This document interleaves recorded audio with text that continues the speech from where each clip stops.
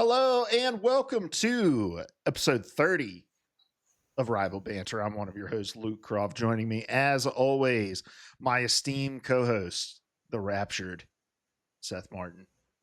What is up, my sister? That's not a real thing, by the way. What, the rapture? Yeah. I mean, it was supposed to happen today. We still have 4 hours on the East Coast left for it to potentially happen. It could have happened and we just were left behind, Seth. Well, we do what we can. Yep. Anyway, how's your week going? Now that you know that you're probably going to get the rest of the week. It's been going well, just busy, busy, busy. Just games, work, uh, whatever. It's been good stuff. How about you, my friend?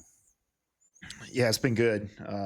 My mother-in-law came up this weekend, hung out with us, and then yeah, just working. And also exciting time in the baseball world. As I'm sure you're aware of too, Seth. It's the final week of the regular season, and Cleveland is in an interesting spot with the ability to be the first team in Major League Baseball history to be down double-digit games in the month of September and come back and win their division. Big series going on right now against the Detroit Tigers. If we win this series, we take the division lead. So I'm kind of one eye glued on my phone and one eye glued on the podcast as we go through here. Because if we win tonight, we're tied for the lead in the division. So how are the Yankees doing? I've been so busy trying to get into football and watching, some MLS, some Major League Soccer that I've kind of lost track a little bit.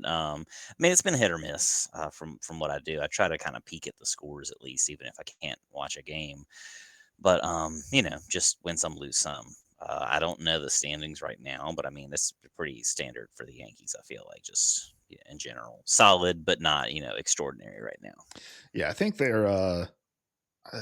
they're leading the wild card, so I think they're pretty safe to make it. But is Bridget a Yankees fan too? She is, yeah, kind of casual like me. Like we're not diehards or anything, but yeah. Yeah. You've been a lot more into soccer and football now. Big win for your Panthers this weekend, 30-0. Any win for the Carolina Panthers is a big win right now. Did So you watch the yeah, game? I'll take it. Oh yeah, every minute. How are you? Football's an interesting thing, right? Like I've watched football since I was a little kid, and I think with baseball and basketball, it's really it's pretty simple to kind of keep up and understand what's going on. But football is not that way. There's a lot of rules, and you're a guy who's kind of gotten into it later in life.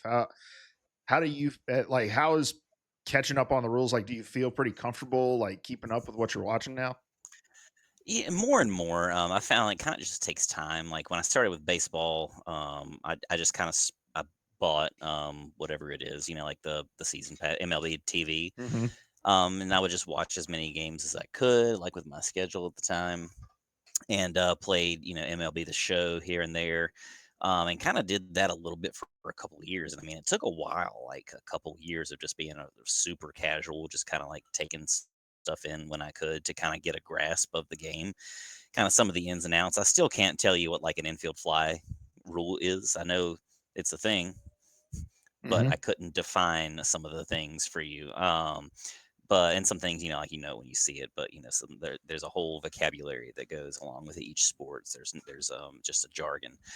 And football is very much the same way. Like soccer and baseball and whatever, you kind of just get like you hit the ball or you don't. Mm-hmm.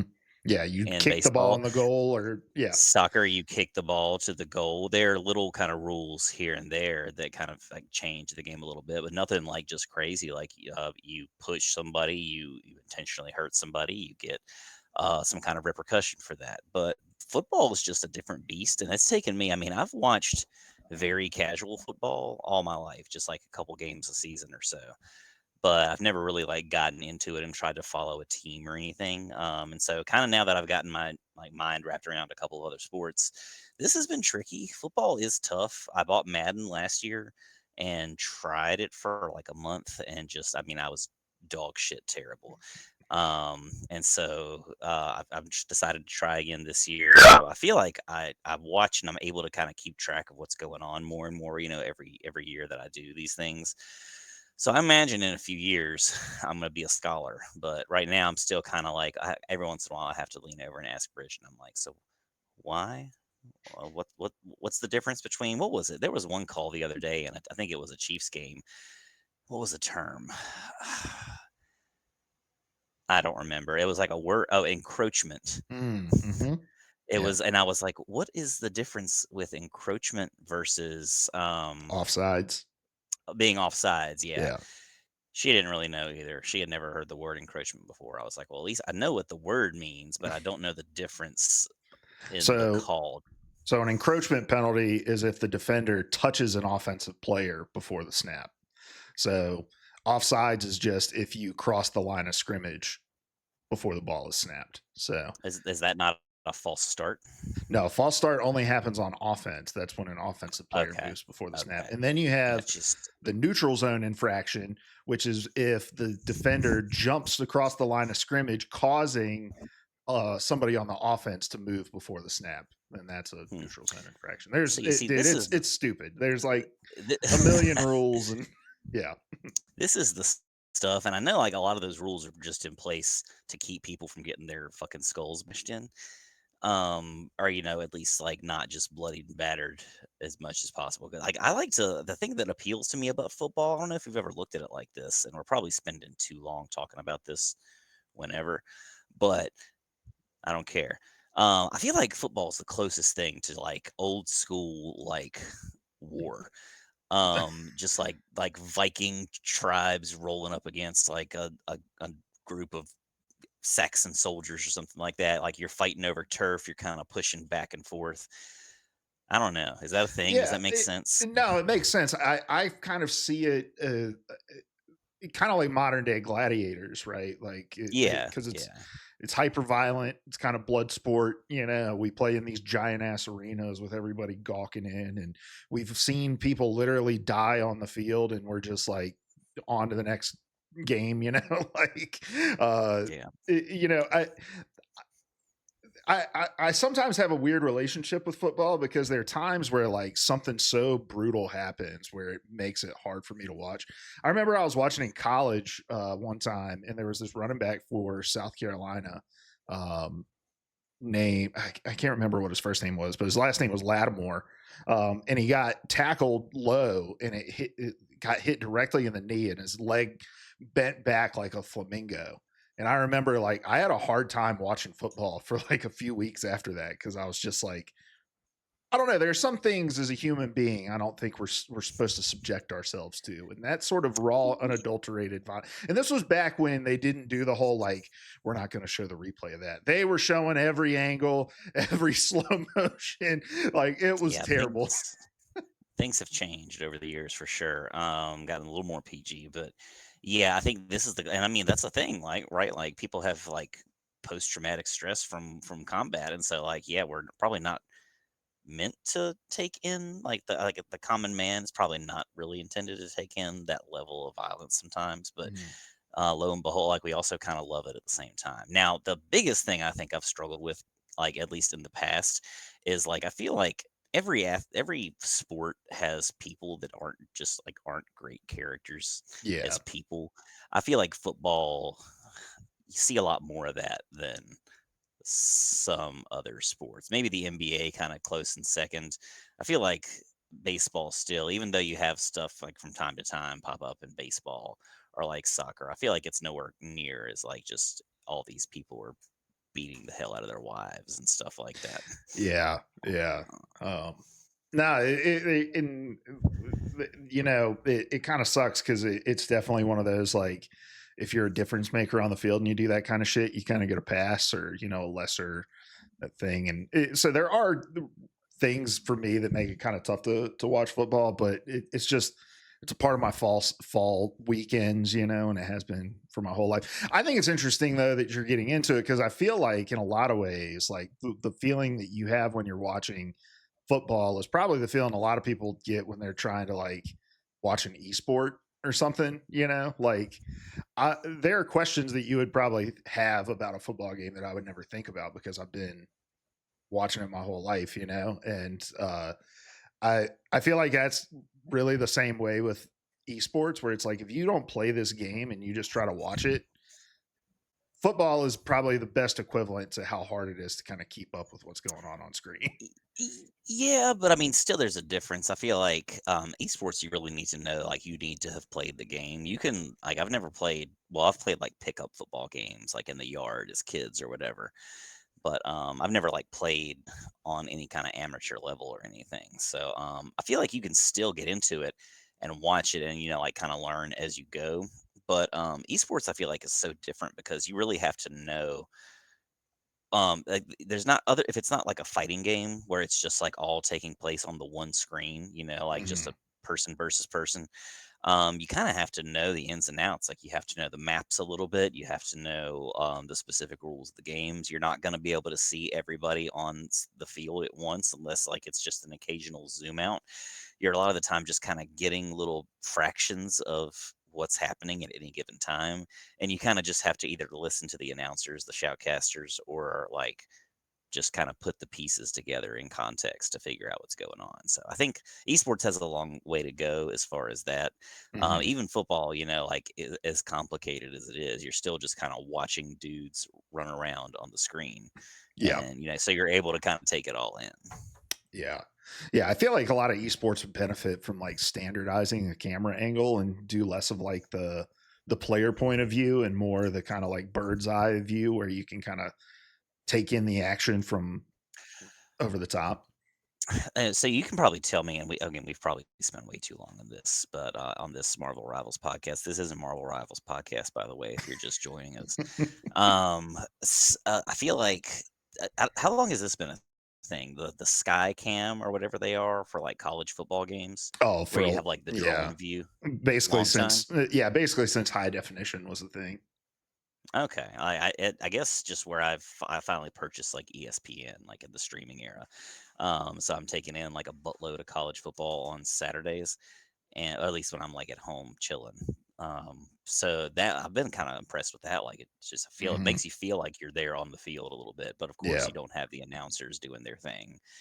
Oh, So you're that's a watching nice you touch to you check have. out like the legit just Skycam broadcast of it. Yeah. Yeah, That's yeah, a newer yeah. thing. I mean, in the last like Okay, 5 or 6 years, but like okay, ever that's since kind of what I was ESPN really thinking. got into their like app game, like streaming, you know. So Yeah.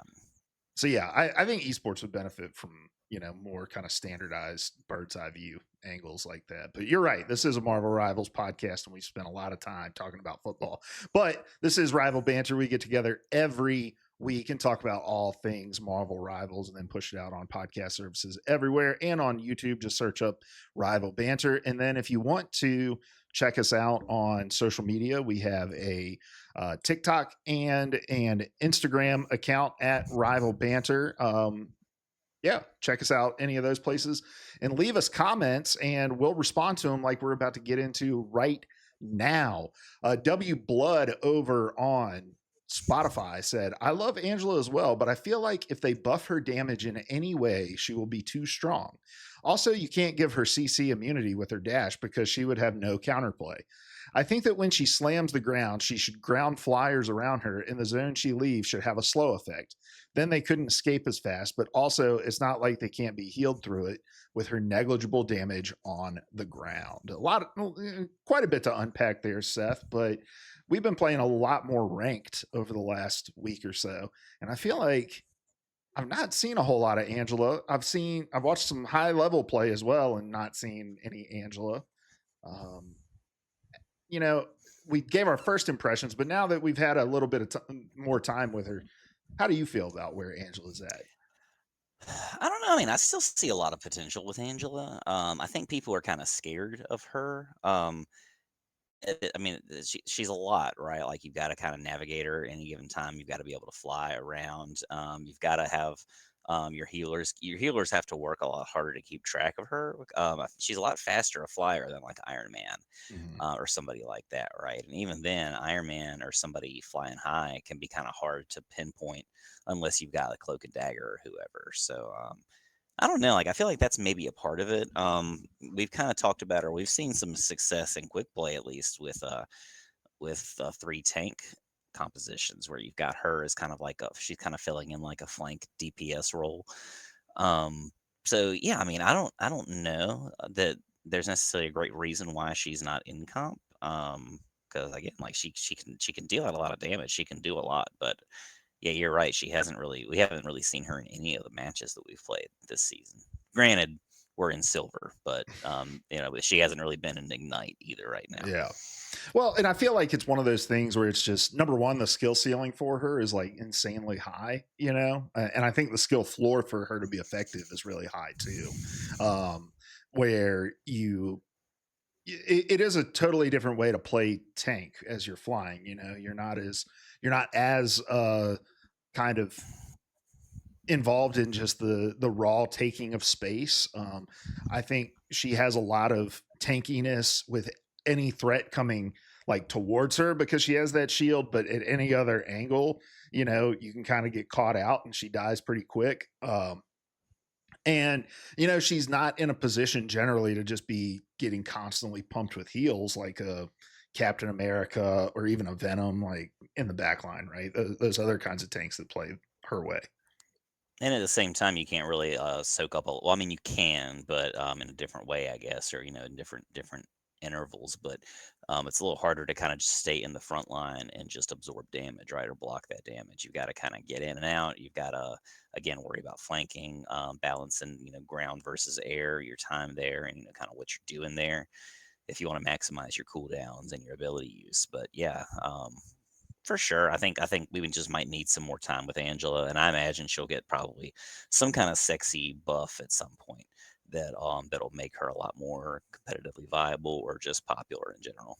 Yeah, I do agree. It's not going to be to her damage. I don't think you can really do anything with her damage to make her, because I do think she's just really hard to deal with in terms of her mobility. But yeah, I do think that they might add some abilities to like the ground slam or something like that. But the fake Slim Shady might have some insight here for us, Seth. Why don't you read this next comment? Take some shady. Assuming that you're standing up, Angela is very hit or miss. I feel she's like a weird hybrid of Cap and Thor, but with wings. She flies and chases people to confirm kills like Cap can, and bullies flankers in 1v1s like Thor can, and her ult is good. I highly dislike her design. It is so good at anti dive, and just makes other fun characters less fun to play. The only good thing for the meta she provides is being anti-flyer, so Torch and Iron Man get stomped. I definitely agree with that last part. She's kind of a hard counter on the tank front to those characters. She can just kind of kidnap them, fly them down. Just like another, like if you pair her with a thing, then you've definitely got an anti-flyer comp there. And an anti dive comp because Yeah, because yeah. things So really good against the dive too. I Um, like that. I feel like this person, you said you highly dislike her design. It sounded like you like it a lot. well, I think I get what he's saying or they're saying with just the idea that like when you have a character who is such a clear counter to certain really fun characters to play, you just have a less opportunity to play them. But I mean, I think the dive has always kind of favored the DPS players within the dive, and it's always kind of favored the team that's doing the dive because there have been far fewer options in the tank role to deal with dive. And so having another character that can do that, and I feel like her ground pound thing is like on a relatively long cooldown. I think it's like 12 or 13 seconds before you're able to do it again. And so you still have windows as dive characters if you're kind of monitoring the opponent Angela's cooldowns to like get the dive in. But I love that we have more characters that have more peeling ability. I mean, Thing has always been a good dive counter because of that as well. So I'm all for that play. Thor hasn't really been relevant in any kind of like a comp meta in a long time. And so, even though he has those anti dive properties, I just don't think that he's been present enough for it to really matter. So I think we'll see kind of Angela. I think Angela's got a lot of mechanics that are going to take a lot of time to figure out. And so we'll probably slowly start to see her full potential getting unlocked over time. But But yeah, we'll just have to see. And Um, she's the first flying tank, like, in general, so, like, that's gotta be a bit kind of an adjustment period. yeah. Yeah, I mean, and I can't remember who else we talked about this with. Maybe it was I think it might have been Ultron, where it was just like we had this flying strategist who does a lot of damage, and it's like you don't want to so overtune them that they just become totally not fun to play against. And I feel like that's kind of the approach they took with Angela. Like, we're not going to lose our minds with all of her abilities because just the fact that she's able to fly is so different from anything else in this role. Our next comment is about loot boxes, and it comes from Cumpante. Uh, and says, Cumpant. Cumpant, loot boxes are only cool if you can earn them from playing. As a Destiny 2 vet, microtransactions deserve a special place in hell, and Rivals has been pretty decent about them. Seth, we played a lot of Destiny 2. Can you remind me kind of how they went about microtransactions? I know they started introducing a lot more by the end. I think, I mean, some of it you could buy. I mean, I'm trying to remember. It's been so long now, and that game has existed in so many different forms. Like Yeah. it kind of had like a reawakening every 6 months to a year or so. I just changed drastically, but I want to say like number one, like just you're kind of always at the mercy of the RNG, the random number generator, anyway, with the Ingrams, and Yeah. that whole system of unlocking stuff, gear, whatever. Um, I'm And then trying. they did add some like paid currency that you had to use for certain kinds of like Silver for customization. cosmetics and stuff, Yeah. yeah. They started doing, like, crossover skins with other IP. Oh, Destiny loot I was out of it by the boxes. time they started doing that, I think. I didn't Yeah, yeah, realize they have, they like, Witcher-themed skins. They've got, like, a whole Star Wars-themed season coming up where they have a bunch of stuff that's Star Wars without Star Wars. that's interesting. Oh, they were Bright Ingrams, I remember. I was thinking they had something to do with Ingrams. Yeah, you could, like, pay a certain currency, or I think there were ways to get them in game too, I think, but, they gave you, like, this just kinda random cosmetic stuff, but again, it was all totally random. Gotcha. Yeah, I mean, look, he's just kind of agreeing with what we were talking about last week, which is just like don't put loot box exclusive items in there. And I do think Rivals is one of those games that strikes a pretty good balance of you can pay for things, but if you engage with our game enough, you're going to have the ability to unlock a lot of stuff. And I look, man, as somebody who works with a community in a free to play environment, you know, there's always going to be people within that community who just have zero interest in spending money on anything. And anytime you try to introduce any mechanic that gets them to part with their money, they're going to, it's going to cause some friction. I think, in my opinion, Rivals has bought a lot of goodwill with the way that they've decided to go about it. So if they wanted to bring about a loot box kind of mechanic into the game, I'm not going to just cry foul because they're using the word loot box. I'm gonna give it an opportunity to see how it pans out, right? For sure, yeah. Then Kufi, we were talking a little bit about Rogue as a strategist, and they said if she's a strategist, I can see her hits draining the opponent's life while adding to hers, and maybe kind of like Emma Frost ult, instead of adding health, boosting attacks. Hers would be life drain, adding to team's life. Um, I started to realize after I posted the clips about Rogue that what I was describing was just Marvel Rivals Brigida, with like That makes sense.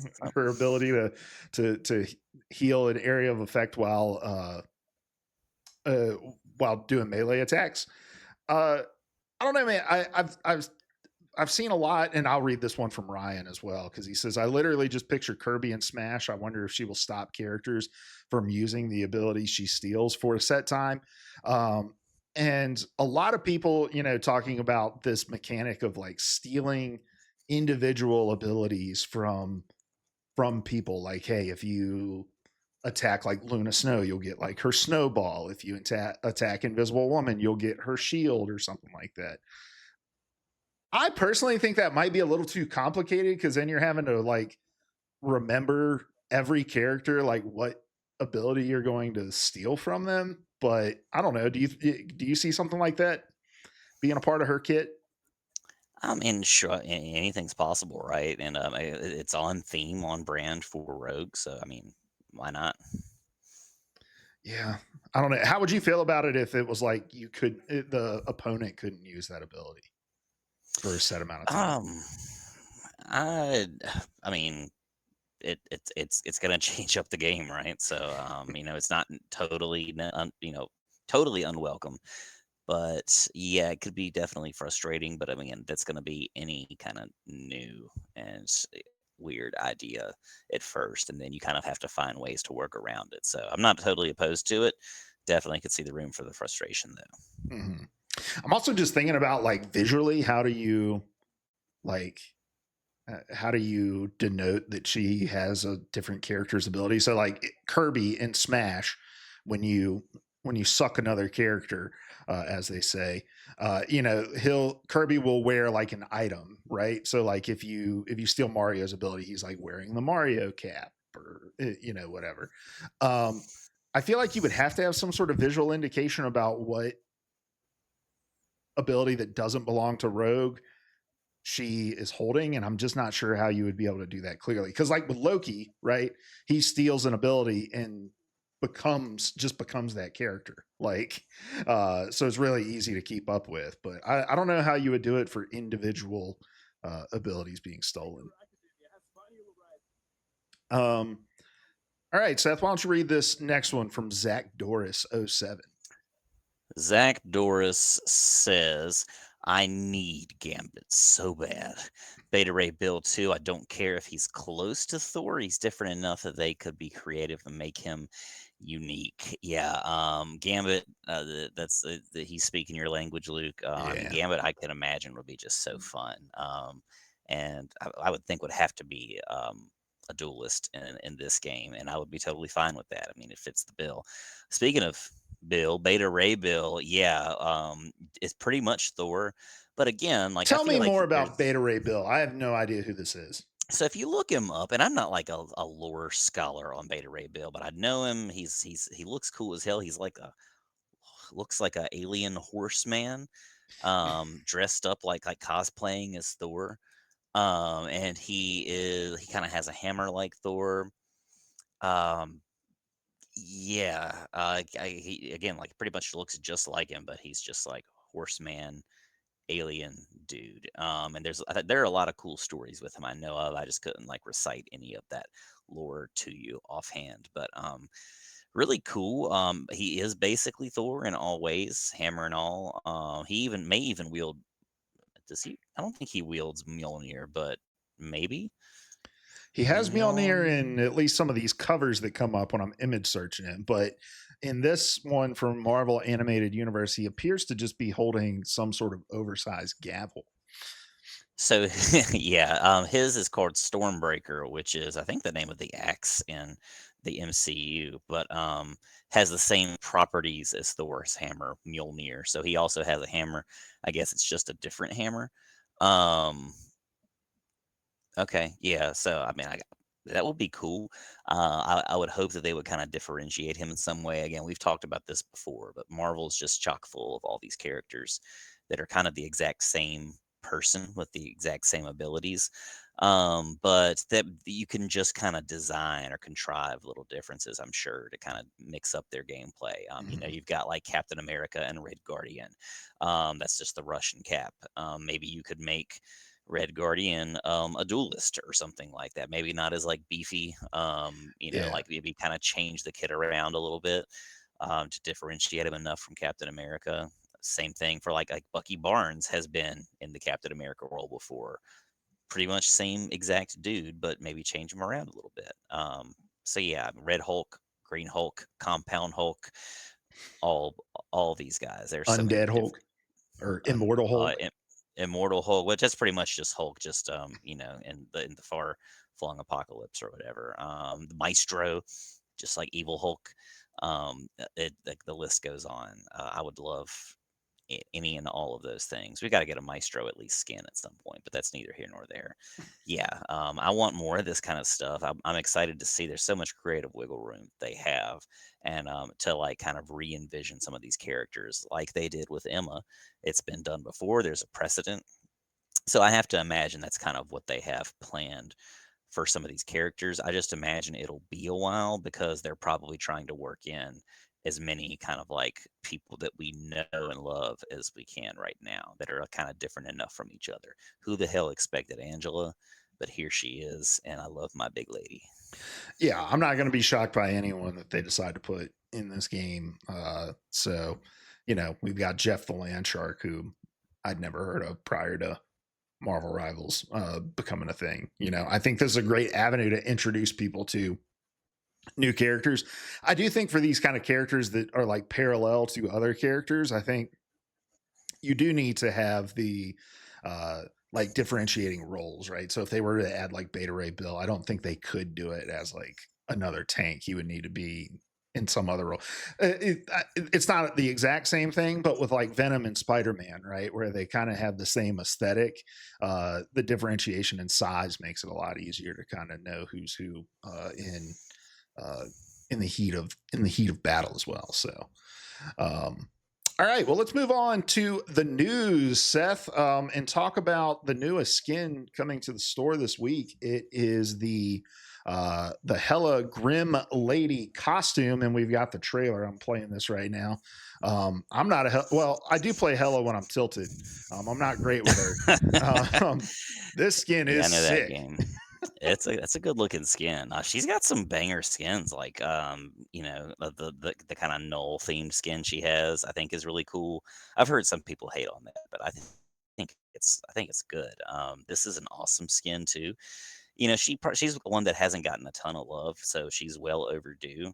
And on top of all that, there's the hubba hubba factor. Like this is more of that gooner bait that the Marvel Rivals communities come to know and love, and it's less than 1 year with us.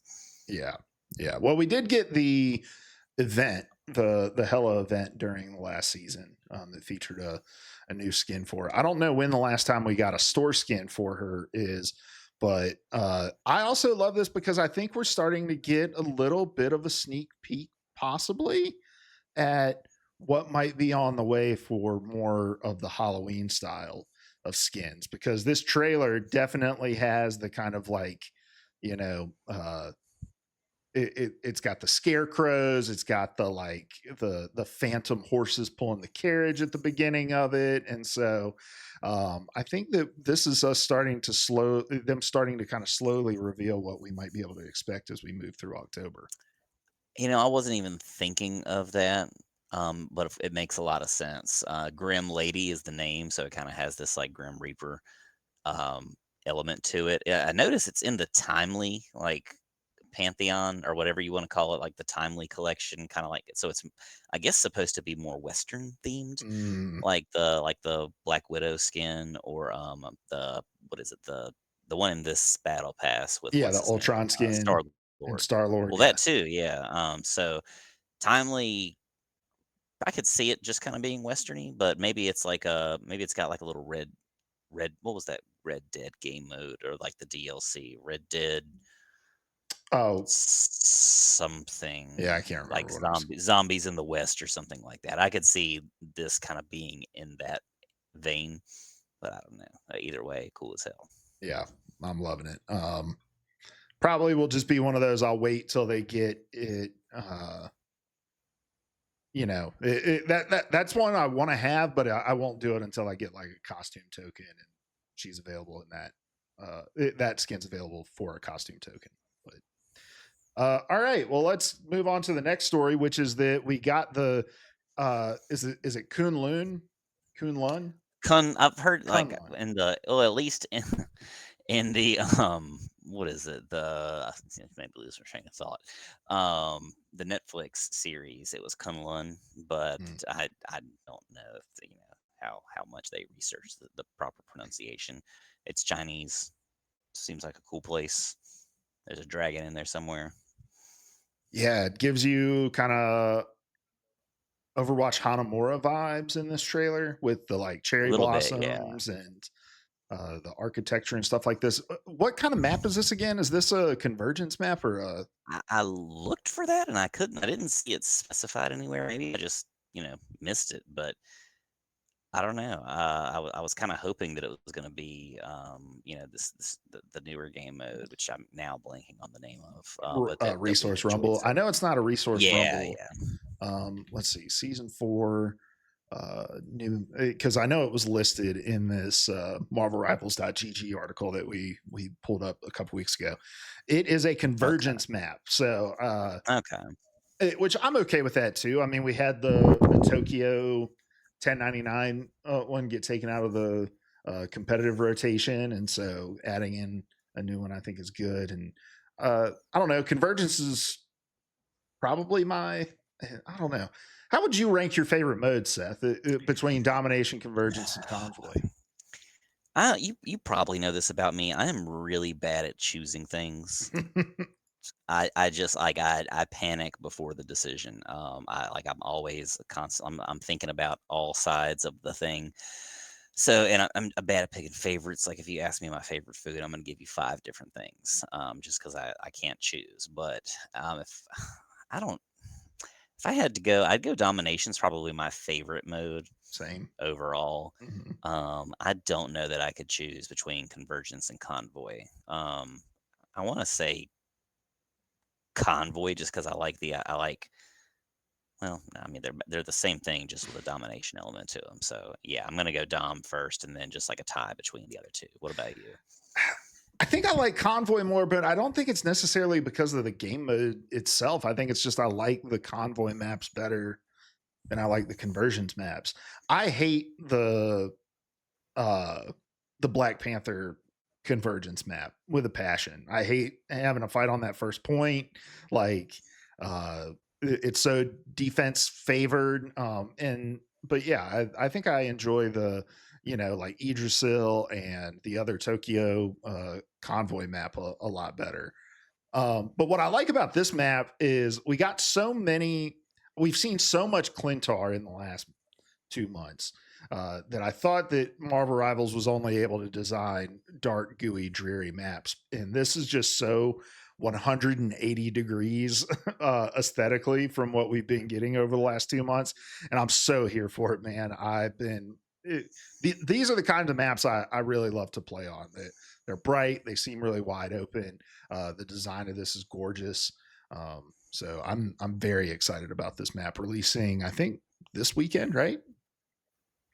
Yeah, I think it's a Thursday the 25th, if I'm not mistaken. I know that's the date of the Dragon's Blessing that we're gonna get to next. Yeah, yeah. Uh, Real quick, what is the baby that Iron Fist is watching over at the end of I this have trailer? no idea. I do not know who that baby is. I think I So saw something where, like, he has a voice line with Angela where he talks about Iona or something like that. I don't know the exact mm, name, but yeah, little interesting like thing at the end of this trailer, seeing Iron Fist protecting a baby in a in a crib. But hmm. I will take the segue that you gave me, and we'll talk about the Dragon's Blessing event that's coming up this weekend as well. We've got a trailer for it, which I think is interesting considering just what's in the past. I'll play this trailer right here. Um, I don't know, man. So it looks like all that's in the pass is you're going to get a costume token, and you're going to get some of the unstable whatever where you can change the um, where you change the colors of your costumes, and then 500 units, and that really seems to be all that's in this. So it's interesting that it got a trailer, even if it is just like a 20-second thing. I don't know. How do you feel about this? I think it's awesome. It appears like it's all free too, which is nuts. It's like they're just giving you. I think there are like 500 units you can get in there, so like they're just giving you $5 and a free skin. Count sign me up. Yeah, and there's 4 new skins being added to the costume token library between the 25th and the 9th. So, Invisible Woman Malice skin, the Mr. Fantastic Maker skin, the Human Torch Negative Zone something skin, and the Thing trench coat skin. So, I feel like that's several really popular costumes as well that they're adding to this, and with such a short window with the 25th and October 9th, this is really just like an engagement play where they're like, we really just want people to lock in for 2 weeks with us. Yeah. um, I do find it interesting that they are doing these things. These are the kinds of events that I don't think are like road mapped out. Because there's nothing like resource intensive to have to design and stand up, right? Like they already have all these systems in place, and so it really seems kind of like a reactionary thing to say, like you're saying, we're just going to fill this pass up with like $5 in free currency and some unstable molecules or whatever they're called, and then give people a free skin. And I And oh, Yeah, go go ahead. ahead. Sorry. No, I was Oh, going my to bad. maybe segue, but you go ahead.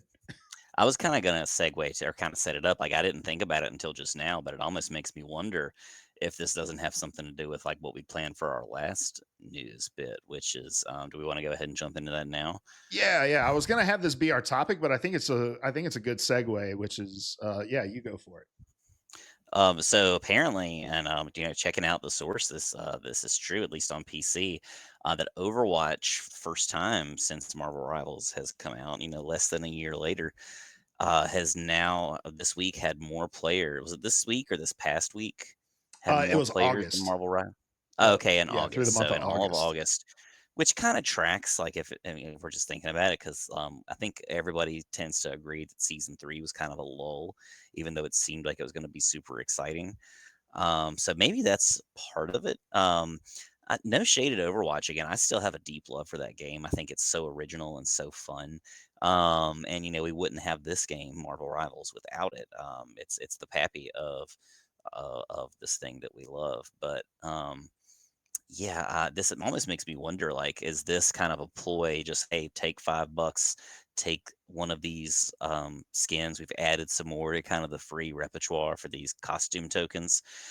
It makes me kind of wonder if this is a reaction to that, just to kind of bait players into getting back into the season four swing.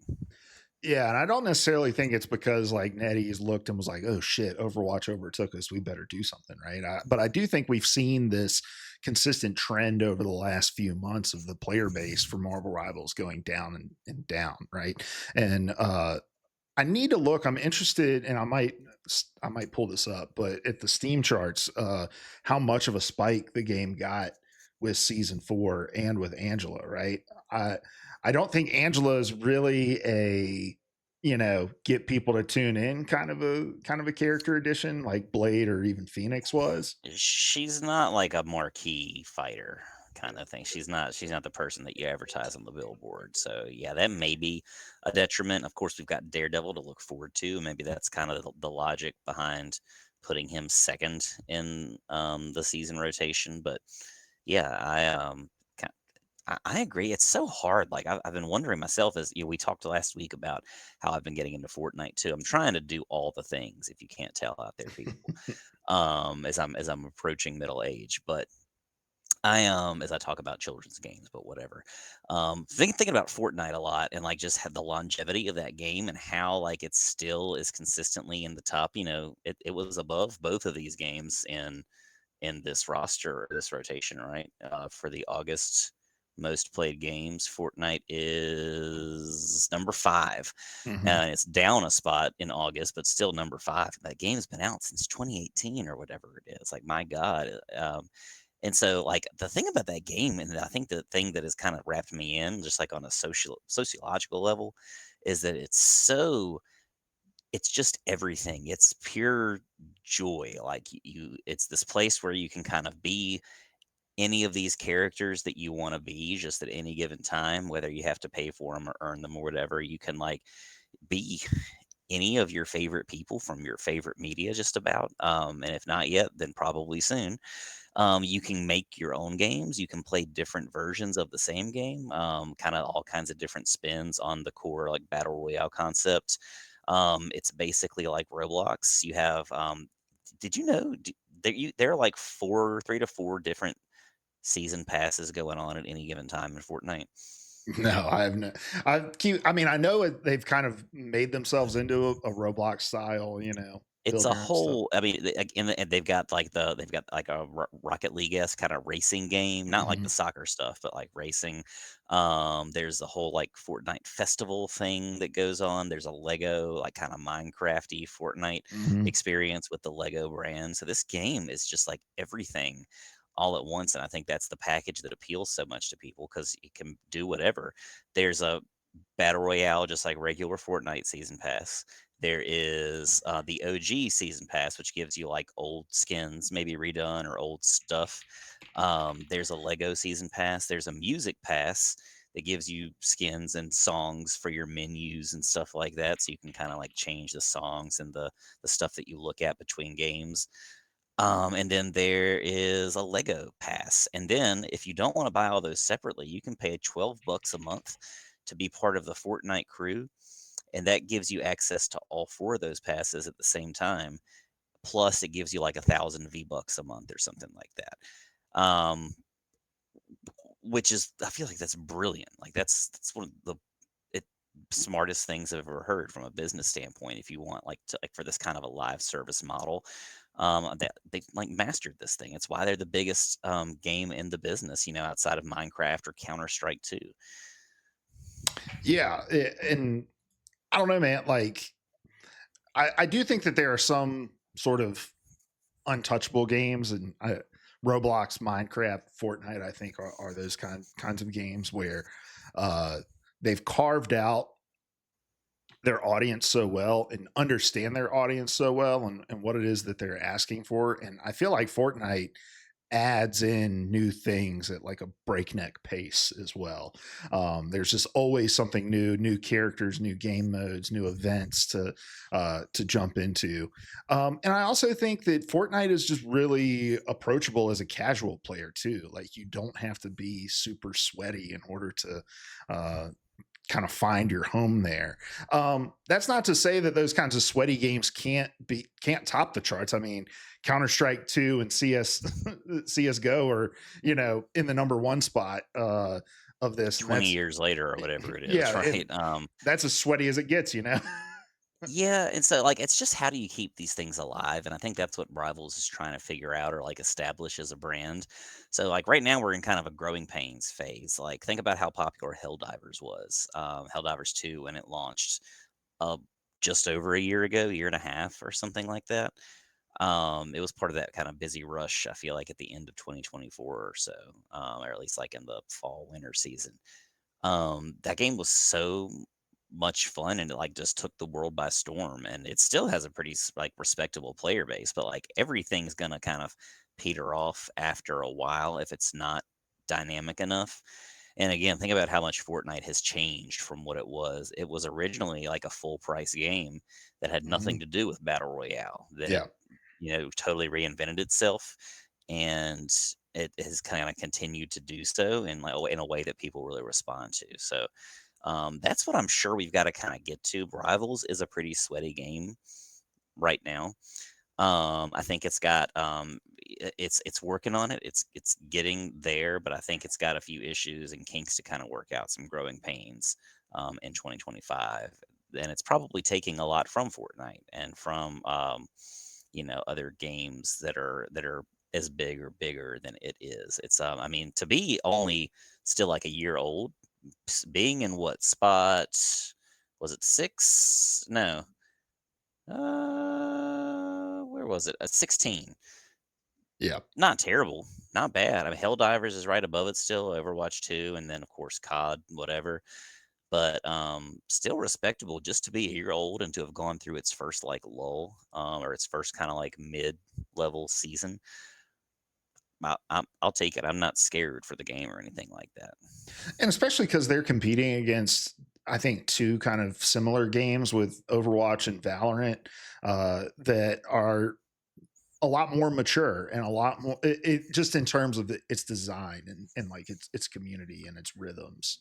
And to be fair, this is also, like, a part of the PC conversation, like, this is exclusive to Yeah, PC, this metric, right? So, like, yeah, how many people are playing like, you can't even play Counter-Strike on console. Roblox, you're limited to, like, what stuff you can play. I don't know what Peak is. Cool. League of Legends, The Sims 4, how many people are still kicking it with The Sims on PlayStation or on their Xbox? I'm sure, like, still a reasonable number, but, I feel like it's gonna be way different on console versus here. Dota 2 and some of those games on PC, PUBG, you know? yeah. I would be really interested to see the sort of like console equivalent of this because you're right. It does knock out a significant number of these games that are not available on console, but also I think of Valorant, Overwatch, and Rivals, I think Rivals is the more casual of the three titles. Despite having a pretty sweaty competitive scene, but I feel like if you're playing those games more casually anyway, you're probably playing them on consoles. One other thing I want to bring up here is I have pulled up the Steam charts so that we can kind of look at the peak players for season 2, 3, and 4. So season 2, the peak players was 315,000 concurrent. Season 2.5, that dropped all the way down to 190,000. Season 3, got up to 163,000. Sorry. And then season 4 peaked at 132,000 over its first weekend. So if we're going from season 2 to now, they've lost 50% of their peak player base. And if we go from season 3, from season 3 to season 4, they've lost 30,000 peak concurrent players as well. And so I do think that Rivals is trying to figure out like ways to uh, better engage their audience, keep them more informed because they are seeing kind of these diminishing returns of their largest beats of, launching characters, launching maps. And I think part of that might be due to the frequency with which we're getting these major updates. But I also think Rivals is just missing a lot of kind of basic elements that people expect to have in a competitive hero shooter, things like placement matches, things like longer seasons so that you're not having to constantly reset your rank and regrind up.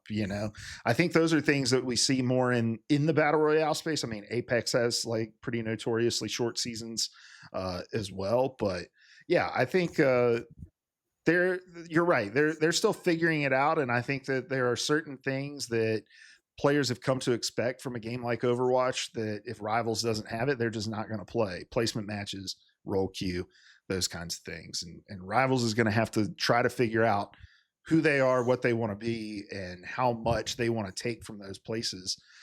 Because as they've stated, like they're not interested in role queue, adding a role queue to the game. So if you've got a player who like wants to have role queue in a hero shooter, they're going to go play Overwatch. They're not going to play here. I think there's probably a lot of questions like that they have to answer over the coming months. For sure. But they have gotten they're continuing to try to be more transparent in their conversations. We get the dev blogs every single season. We got the long ass breakdown of how ranked matchmaking works and that sort of stuff. But then we also got a new voice, Marvel Rivals technical director FanFan, putting out his first episode of Technically Speaking on YouTube. Seth, did you watch this? I'd started it. It was in the middle of esports practice, so it's hard to kind of block in focus. Yeah, so I'm gonna rely on you a little bit to kind of fill me in some of the gaps, the things that I missed. Look, as console guys, he didn't say anything that matters to us. I'm going to tell you that. Hmm. Because, I mean, this was just all about them trying to be transparent about, hey, we know that there's, stuttering issues. We know that there's, some performance issues still there on PC. Here are the steps that we've taken and that we are taking to try and alleviate those things. So I don't think we're going to drill down too terribly far on the content itself of this video. What I'm more interested in is just their willingness to put voices in front of the faces in front of the camera, to give a voice to different aspects of the game, to bring more transparency. You know, we have the two guys that we see in every single dev blog video, and now this technical director coming in just to see and say, like, we hear you and we are actively working on it, improving things. And I think that's a big part in having longevity with games like this. Yeah, I mean, I definitely agree. It helps.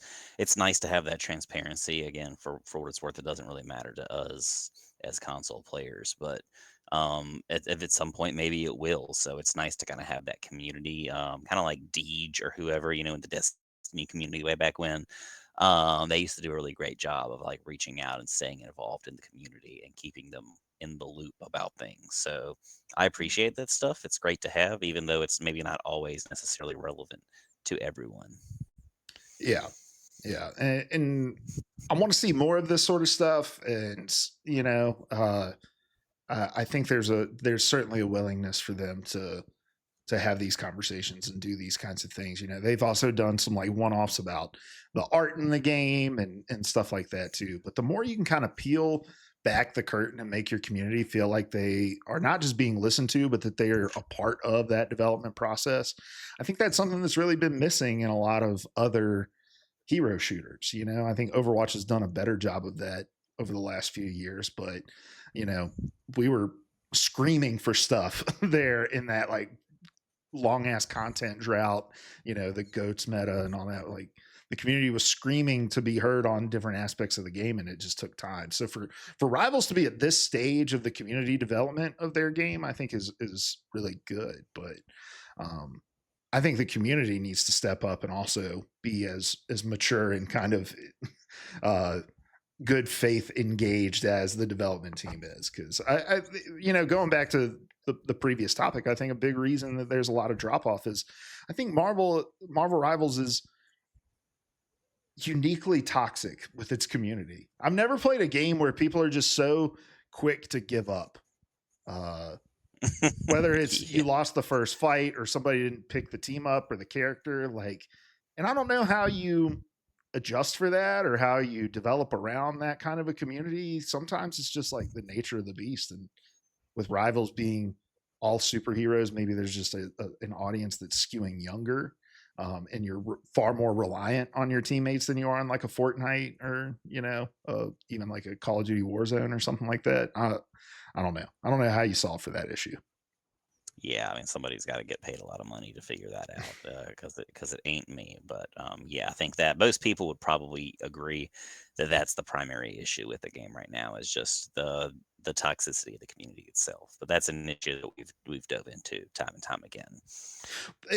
I think it does make it complicated to kind of attack the other things that are wrong with the game, right? Because I think it's true. Like the community is toxic. That's a hard thing to tackle and a hard thing to steer in the direction that you want it to go because you're kind of just at the mercy of the personalities of the players that play your game.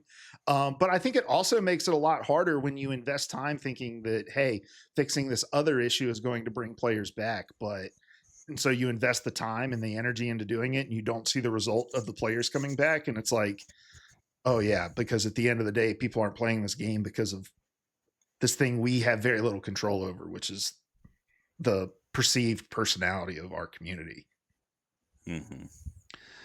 All right. Well, that's going to do it for us. We're going to keep it a little short this week because we want to play some rank tonight. And so I think we're going to wrap it up. But Seth, what are you hoping to get accomplished this week in Rivals? I'm aiming to climb up to gold. I'm right there. We're at a point right now to where I don't know if this is something you want to do, but some of my guys from esports are after the reset. I think they're around plat right now. Mm-hmm. So I'm like, if we can get to gold, then we can get up like at least like a what's the limit when you get to like 4. plat diamond 4? So I mean, like that's at least a solid 4 stack that we could get into for some competitive matches. So could be cool. These kids consistently reach GM. Like I think it's been every season so far. So that could be our ticket in. You know what I'm saying? Coasting off the backs of the That's youth. right.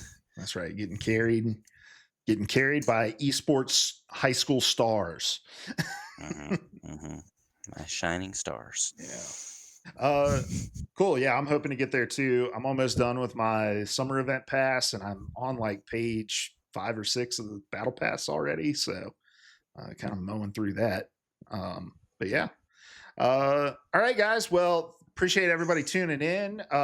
Leave your comments about what you think is causing the player base to dwindle, or your more thoughts on Angela or the new map. Whatever you're thinking, leave it in the comments for us below. We'll respond to some of those next week. But good luck in you guys' games, and until next time, we love you.